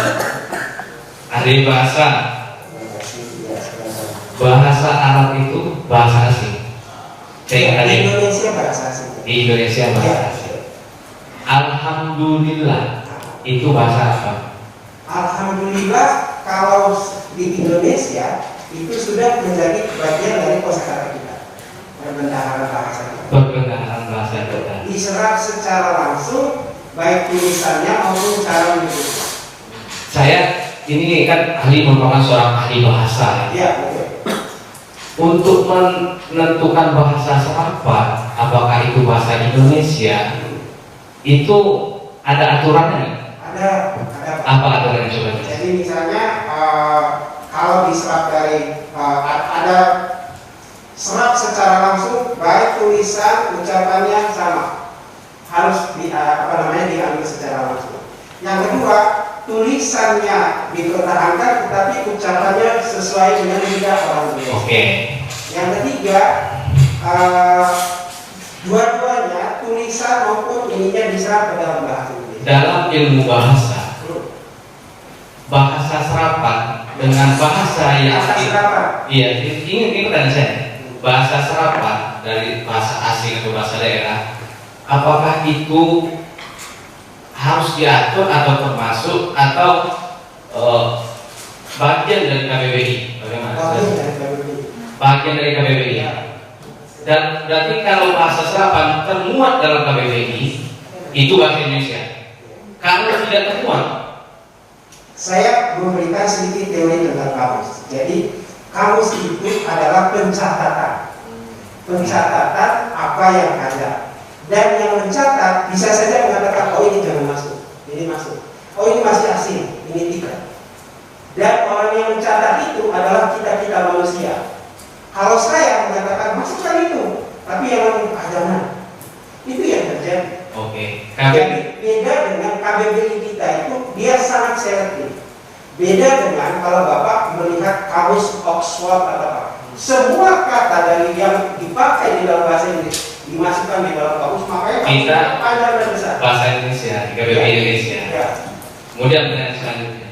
KBBI Indonesia ini yang mencetak dan menerbitkan itu apakah boleh semua orang atau khusus pustaka nasional atau bagaimana? Ada aturan? Ada royaltinya, bahkan ada enggak yang pokoknya sebenarnya negara yang mencetak atau umum yang mencetak?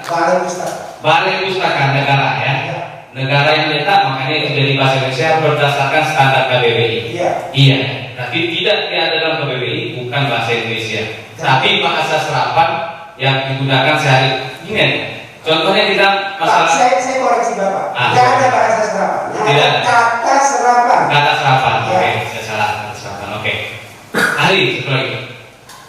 Ahli mengatakan alhamdulillah itu kata serapan. Ya.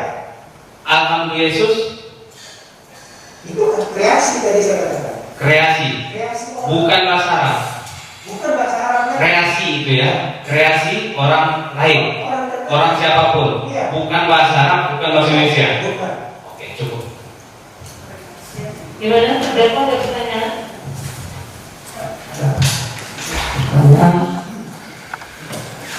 Terima kasih yang mulia atas kesempatan. Saya bertanya kepada ahli bahasa.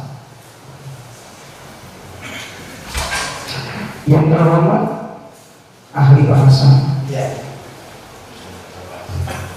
Saya bangsa Indonesia, orang Indonesia asli. Apakah salah kalau saya mengatakan bahwa bahasa Arab itu bahasa asing? Bahasa asing. Perlu disadari bahwa bangsa Indonesia ini aslinya bahasa Indonesia. Berarti tidak salah kalau saya mengatakan bahwa bahasa Arab itu memang betul-betul bahasa asing bagi Indonesia. Terima kasih ahli bahasa. Itu aja satu pertanyaannya. Saya mau bertanya ke ahli teori. Yang terhormat ahli teologi. Memang saya baru bertanya, apakah ahli berbahasa Indonesia? Bahasa Indonesia. Asli orang Indonesia. Asli bahasa Jawa juga. Terima kasih. Sambut yang mulia. Gimana tanggapannya dengan keterangan ahli ini? Dua-duanya? Apa ada yang keberatan? Ada yang tidak benar? Tidak ada yang mulia. Serahkan kepada yang mulia. Ya, jadi benar semuanya ya? Iya. Ya. Oke, berarti sudah selesai. Terima kasih ya. Ahli sudah memberikan keterangannya.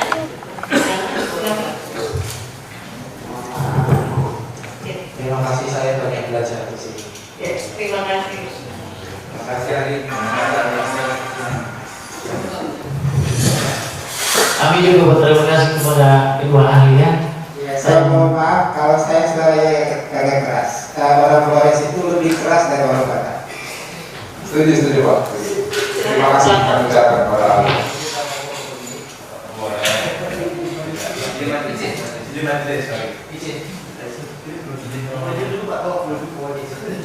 Nanti setelah sidang boleh. Setelah sidangnya. Boleh sebentar lagi. Dulu nanti boleh kalau Oh, baik. dulu sebentar.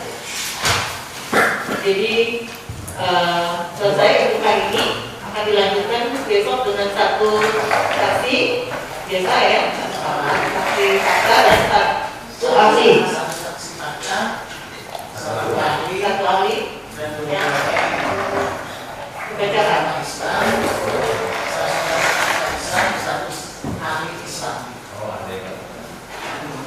Ada berapa orang semuanya? Dua. Satu yang fakta, satu yang ahli. Jadi ada yang dibacakan, ada yang dibacakan. Yang mau dibacakan, kami bacakan ringkas aja, hanya untuk satu orang aja karena sudah sempat datang ke sini. Kemudian saksi sudah meminta keterangannya, tapi dia dikasih ke Papua. Tadi yang diminta oleh majelis mohon bisa dipenuhi juga ya. Ya, kalau bisa kan dibaca kalau sebelumnya silakan. Oh dia aja. Selesai ya untuk sidang hari ini. Ditunda besok jam berapa disepakati ya? Jam 9 ya? Jam 9 ya? Ahlinya siapa? Ahli agama Islam. Ahli agama Islam ya? Ahli Islam. Sidang selesai ya? Silakan yang mau Yang mau berfoto dengan majelis gak berfoto? Iya.